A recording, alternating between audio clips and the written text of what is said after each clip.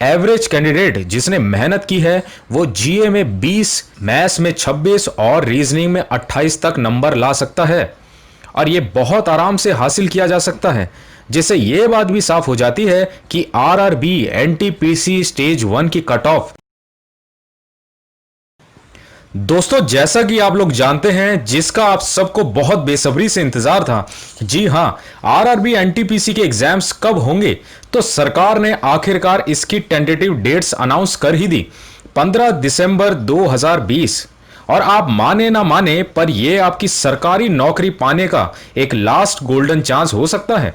और यही समझकर तैयारी भी करनी होगी, आपको पूरी जान लगा देनी होगी, क्योंकि फिर शायद आपको ऐसा मौका मिले या ना मिले।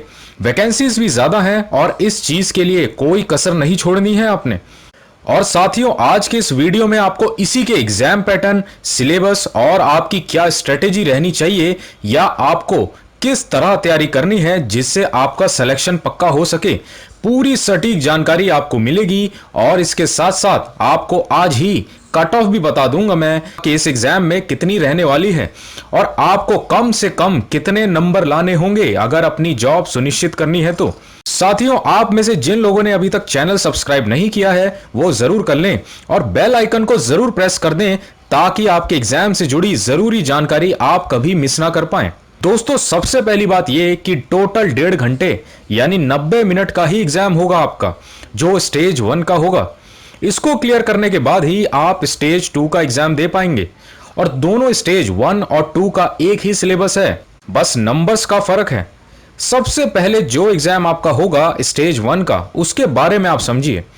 आपसे पूरे 100 क्वेश्चंस पूछे जाएंगे, जिसमें हर एक क्वेश्चन 1 नंबर का होगा, जिससे यहां टोटल 100 मार्क्स का आपका एग्जाम हो जाता है। जिसमें सब्जेक्ट्स की अगर बात करें तो सिर्फ 3 सब्जेक्ट से ही आपसे क्वेश्चंस पूछे जाएंगे। पहला जीए यानी जनरल अवेयरनेस, दूसरा मैथ्स और लास्ट आता है रीजनिंग। अब यहां देखिए कि जीए से 40 क्वेश्चन, वहीं मैथ्स और रीजनिंग से 30-30 क्वेश्चंस पूछे जाएंगे। दोस्तों, अब बात की जाए जीए की, तो इसकी तैयारी आपको कैसे करनी है उसके लिए एक अलग से ही वीडियो बनाई हुई है मैंने, आप उसे जरूर देख लें। जरूरी लिंक्स आपको नीचे इस वीडियो के डिस्क्रिप्शन में मिल जाएगा। वो एसएससी में जीए के पैटर्न पर बेस्ड है।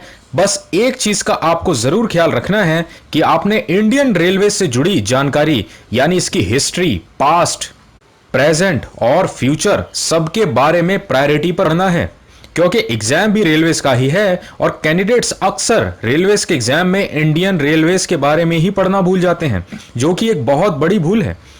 अब इसके मार्क्स की बात करें तो यह बात पक्की है कि 40 में से 20 नंबर जीए में स्कोर करना कैंडिडेट के लिए बड़ी बात नहीं होगी और यह स्कोर बहुत ही आसानी से लाया भी जा सकता है। साथियों, अब अगर मैथ्स की बात करें तो यहां कंप्लीट अरिथमेटिक और एडवांस मैथ्स से क्वेश्चंस पूछे जाएंगे और इन दोनों ही सेक्शंस पर बहुत जबरदस्त वीडियोस बनाई हुई है मैंने, जिसमें प्रोफेशनल ट्रिक्स और टिप्स भी सिखाए हैं, जिसका लिंक आपको इस वीडियो के नीचे डिस्क्रिप्शन में मिल जाएगा। और चैनल की प्लेलिस्ट में भी आप उन सभी मैथ्स के चैप्टर्स को करें, आपका कॉन्फिडेंस बहुत बढ़ जाएगा और काफी फायदा भी होगा आपको। अब इनके नंबर्स की अगर बात करें, जिसमें आप मानकर चलिए कि अरिथमेटिक से 20 नंबर के और एडवांस मैथ्स से 10 नंबर के क्वेश्चंस पूछे जाएंगे। चलिए तो फटाफट देखते हैं कि अरिथमेटिक में कौन से टॉपिक से सवाल पूछे जाएंगे। ये देखिए आपकी स्क्रीन पर, यहां आप देखें कि ये टॉपिक्स नंबर सिस्टम, फ्रैक्शंस या प्रॉफिट एंड लॉस हो, या नीचे देखिए time and work, time and distance या मिक्सचर एलिगेशन आदि। इन टॉपिक्स की तैयारी आपकी इतनी अच्छी होनी चाहिए कि आप कम से कम अरिथमेटिक के पार्ट में 18 नंबर तक आराम से स्कोर कर पाएं। और जैसा कि मैंने आपको पहले भी बताया कि इन चैप्टर्स को कवर करने के लिए आप चैनल की प्लेलिस्ट एक बार जरूर देख लें। उसमें काफी शॉर्ट ट्रिक्स और बेस्ट मेथड सिखाए गए हैं, जो आपके लिए बहुत जरूरी है सीखना, ताकि आपकी तैयारी काफी अच्छी हो जाए।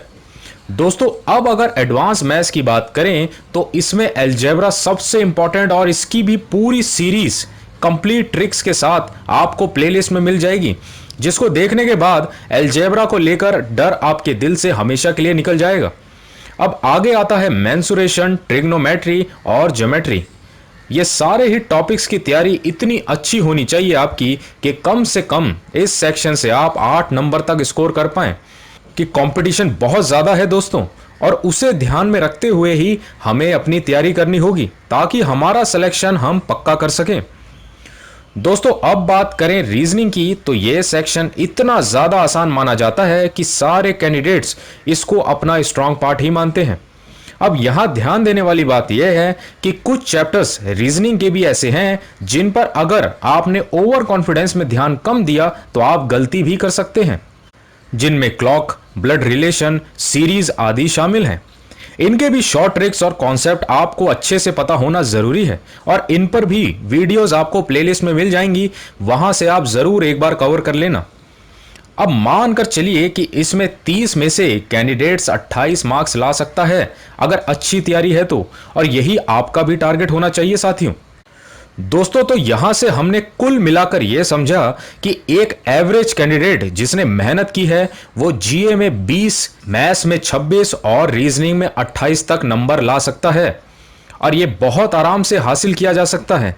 जिससे ये बात भी साफ हो जाती है कि आरआरबी एनटीपीसी स्टेज 1 की कट ऑफ 70 से 74 नंबर के बीच रहने वाली है। और दोस्तों अगर सिलेक्शन चाहिए तो आपका टारगेट इसी के हिसाब से सेट करना होगा आपको।